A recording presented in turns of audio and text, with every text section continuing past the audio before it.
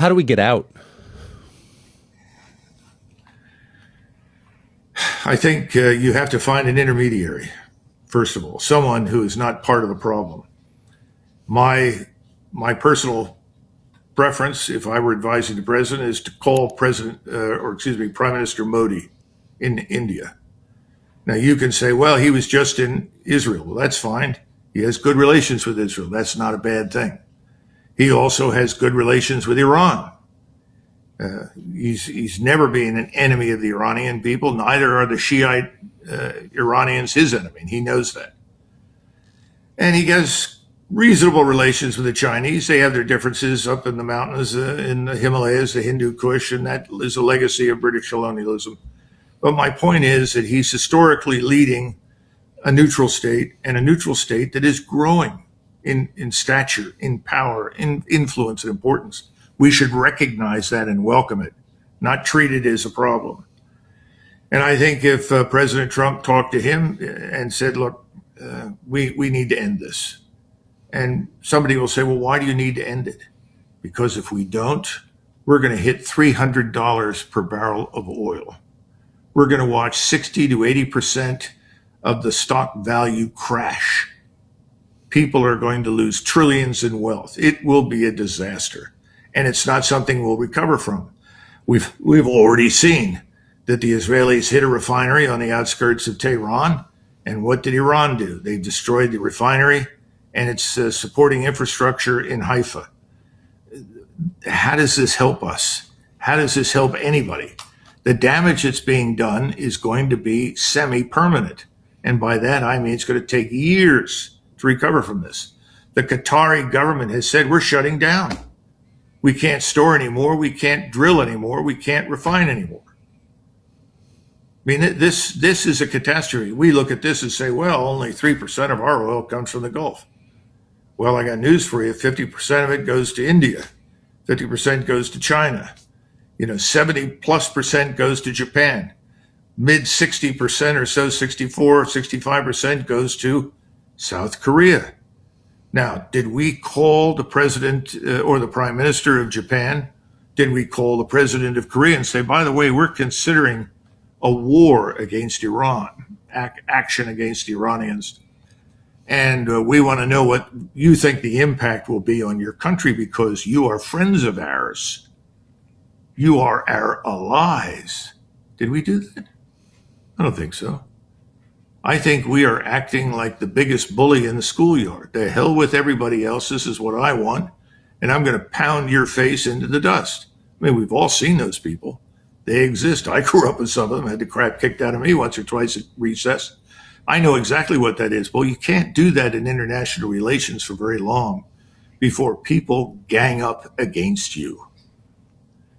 We already have this thing called BRICS, and we seem to be determined to destroy that because we see BRICS.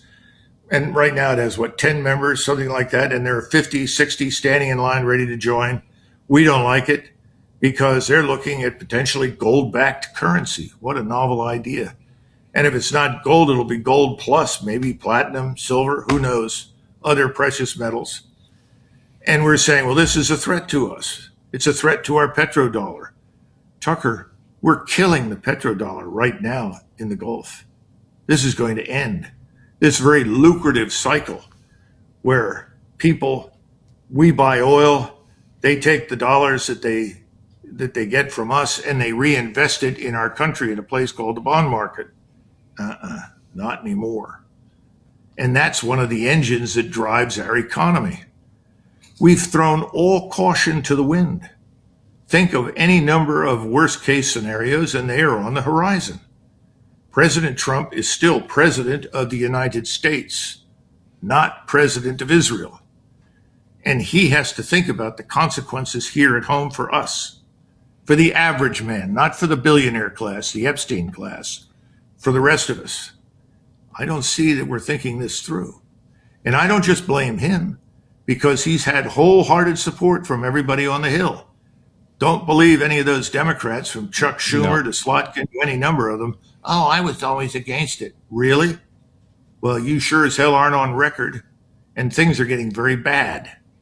Eventually, I think members of his own party will desert him. if he doesn't find an off-ramp. So back to your question, step number one, find a mediator, somebody that they will listen to, because no one is going to listen to us. Yep. If you're an Iranian, would you pay any attention to what we say? How many times have they been attacked in the midst of negotiations now? Twice? Why would the Russians pay any attention to us? This is a catastrophe. And if we do nothing, eventually we will wake up and discover there are some aircraft in the airspace over Iran. They're probably Russian. And they probably will put up something similar to AWACS. And if that shows up, then the message is stop. And the question is, what do you do? You know, we used to have this thing in the Ranger course. It's 3 o'clock in the morning. It's below zero outside. You're in the mountains and snow up to your rear end. And somebody walks in and says, you're now the patrol commander. You're now the platoon leader. Where are you on the map? What are you going to do now, Ranger? I mean, that's kind of where Donald Trump is headed. What's he going to do then?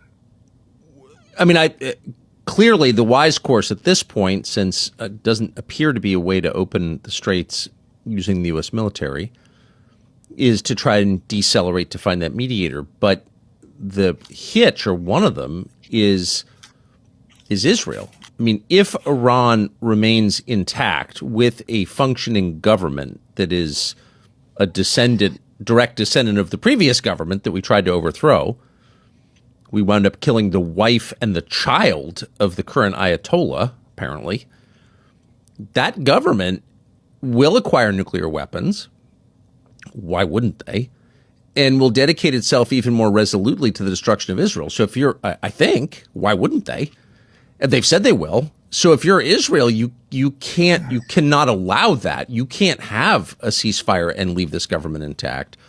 And that leaves you no recourse but weapons of mass destruction, does it?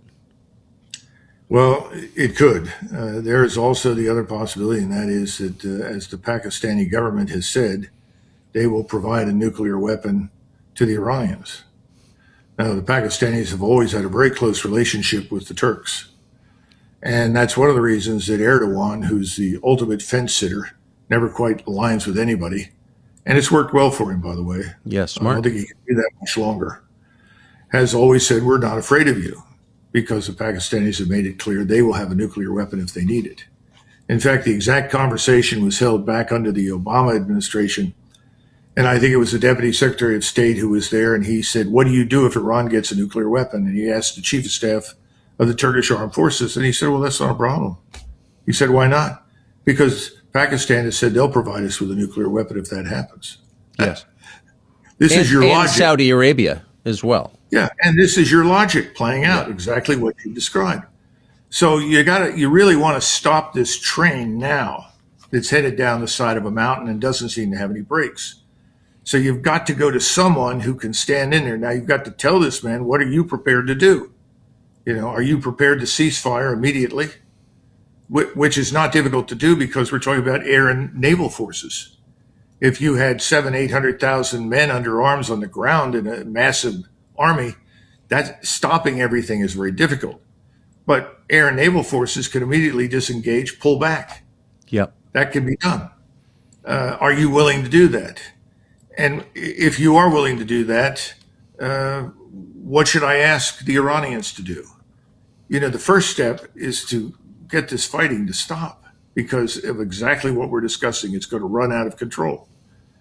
And I have worried from the beginning, because I have people in Israel that I cared about very much, some friends, and they're all angry with me because I'm not unconditionally supporting what they're doing. And I told them from the beginning, I don't think this will work, and I do not think this is in the interest of the Israeli state. And I have said, if this goes to the inevitable conclusion, Israel may not survive this.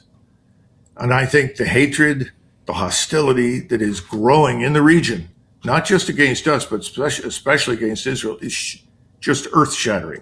Yes, it's beyond anything anybody has ever seen. It needs to stop now. I hear all these people worrying about anti-Semitism. Well, if you're worried about that, then stop doing what's going on.